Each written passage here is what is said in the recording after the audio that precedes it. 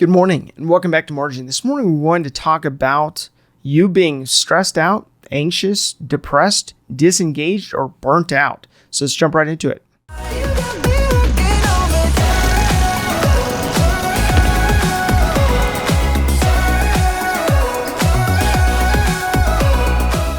Now, do the words stressed out, anxious, depressed, disengaged, burnt out sound familiar?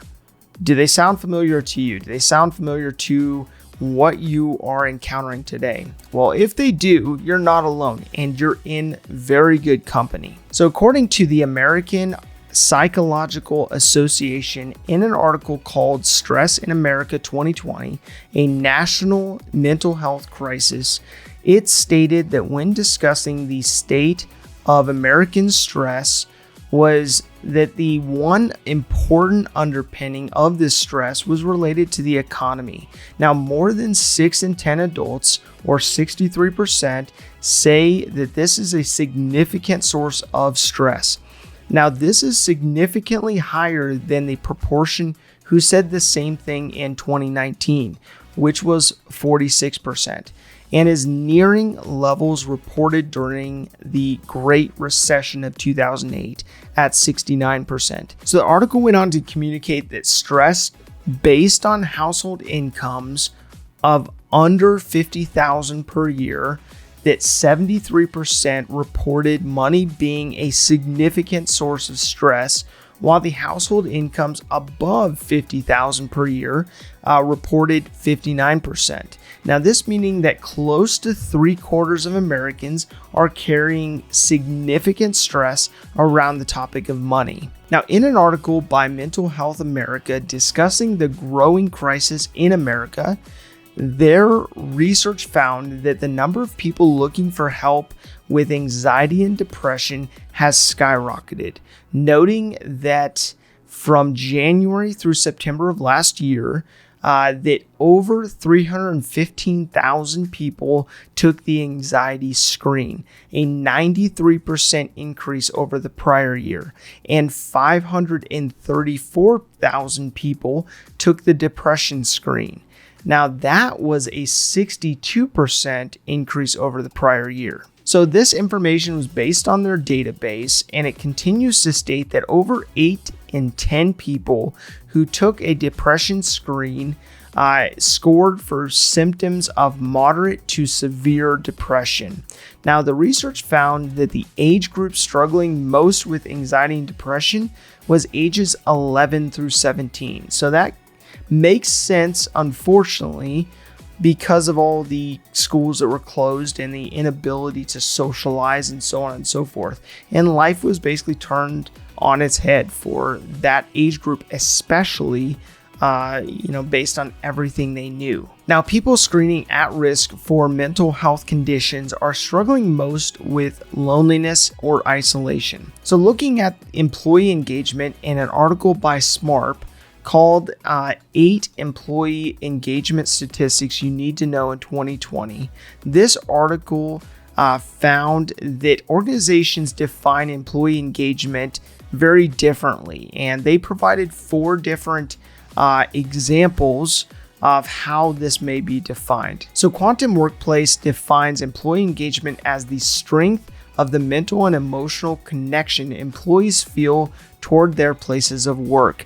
Now, according to Gallup, engaged employees are those who are involved in, enthusiastic about, and committed to their work and workplace. Now, according to Willis Towers Watson, employee engagement is employees' willingness and ability to contribute to company success. Now, last one by Aon Hewitt defines employee engagement as the level of an employee's psychological investment in their organization. Now, the summary of this being that, in essence, employee engagement is the emotional commitment the employee has to the organization. Now, the article found that 85% of employees are not engaged in their workplace, and that 81% of employees are considering leaving their jobs. So if you are experiencing any of these feelings, if you are feeling like you are amongst these statistics, that you are feeling burnt out and hopeless, that you are feeling depressed or anxious, just know that you are not alone. Know that there is hope, and there's so many others struggling through that as well. Now, I believe that every person is created with a purpose to fulfill and is uniquely gifted in order to envision how they want to best use their time, talent, and resources to leave a lasting legacy. Now, in order to give yourself the margin to actually reflect, to figure out what that is, to think through and create a plan, you need to create the space to do so.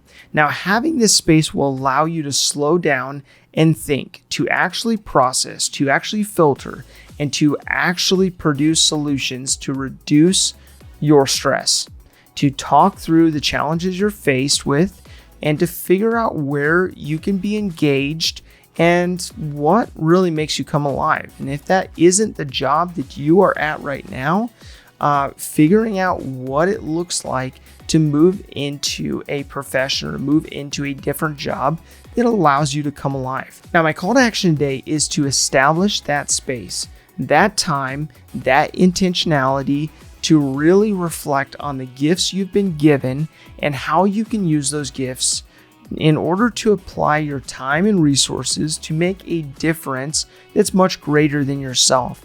And what I find is that when people can take the focus off themselves and off the things they're struggling through and working through, and can put that on the needs of someone else and actually focus on the needs of someone else, oftentimes that gives them a greater purpose than what they're struggling through, and it can greatly help to pull you out of that rut that you may feel like you're in. So if this information is helpful to you, please do like, subscribe, and hit the notification bell so you're reminded to come back on a daily basis and improve in managing your personal finances.